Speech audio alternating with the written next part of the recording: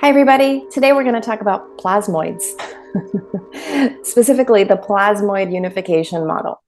So, this theory, which has garnered a lot of attention in the scientific community and beyond, especially lately, proposes that the fundamental constitutes of matter are not particles, but rather plasmoids, self organizing, coherent structures of plasma.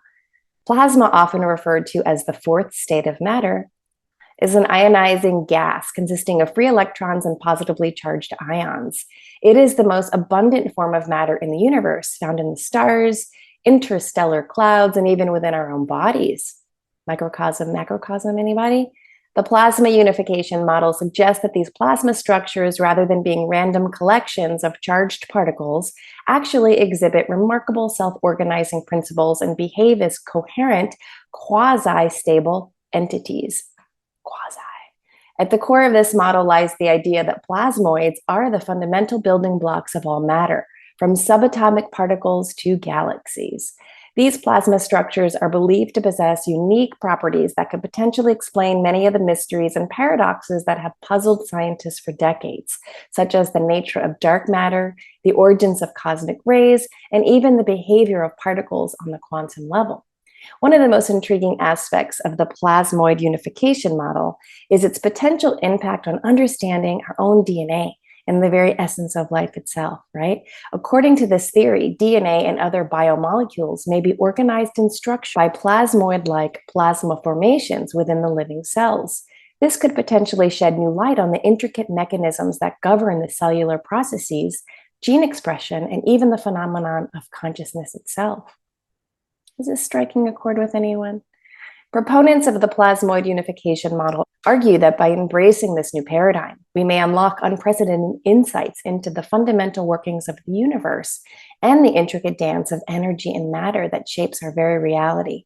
From the development of revolutionary energy sources to groundbreaking advances in medicine and biotech, the implications of this theory are vast and far-reaching.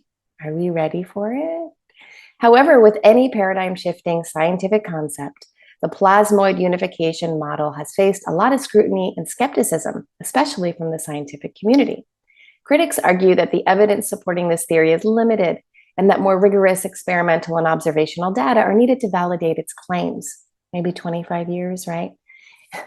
Nonetheless, the ongoing research and the debate surrounding plasmoids have sparked a renewed interest in plasma physics and its potential applications across various scientific domains.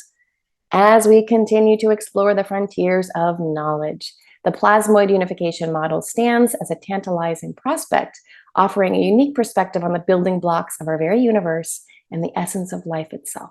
It's going to take time, and it's going to take a lot of people to question their belief system and open their minds to new and intriguing and possibly completely revolutionary ways of being. So to me, I think this is very exciting because where I come from, talking about the body and the essence of the nature of change and fluidity and the concept of plasma is just something that has been long discussed from some of the origins of communities I've been involved in. So again, it's kind of like coming at these new ideas and ways of thinking and being from varying perspective and places along a continuum. So like, for instance, if you have a hypothesis, technically there's two ways of going about it. Like, either you have a hypothesis and then you study it and you come to some sort of conclusion, or you have an epiphany, an intuitive hit, some sort of, you come to the information and then you work your way backwards to discovering whether or not it's scientifically can be repeatable or it's valid, right? So there's so many ways to come into new information and ways of being. And very often we run into these boundaries, these perceived, doubters, skeptics coming from other spaces along this evolutionary continuum, so to speak. So, part of my work and part of my hope is that we just simply put the brakes on everything for a second and make sure that our minds haven't become concretized, haven't become rigid, haven't become hijacked, which is a big problem right now, and to really, really pull back enough from your expertise to be able to open your mind to new ideas, new ways of being that are good for the collective whole and not just for the self. So this, in a world, in a realm that I've dabbled in, is often called fourth density, and it was interesting because in this article they call plasma as a fourth state of matter. So fourth density is when we're able to operate from, let's just reduce it to what's called a heart-based way of being, or coherence between the heart and the mind.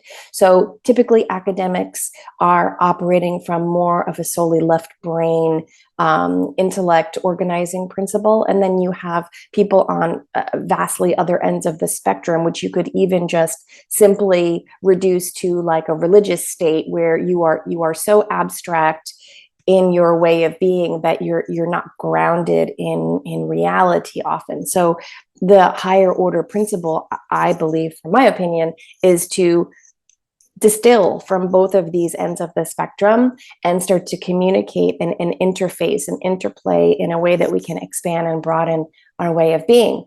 But because we've become, again, overworked, underpaid, undersupported, or maybe the opposite, we're being proselytized that our way of being is the right way of being by getting higher pay increases and awards and this and that and the other thing. You have to really just stop and do some very deep self-awareness work and look at yourself in the mirror and really honestly be able to call yourself out on many things about yourself to find more of this. I don't want to say middle ground, but I'm going to say middle ground again, just to reduce it to language that seems, easy to understand. I don't want to complicate it too much. So yeah. So what do you guys think?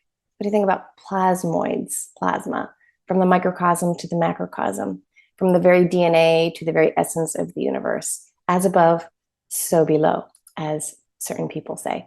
So very cool stuff. Have a good day. Thanks for your time and your attention.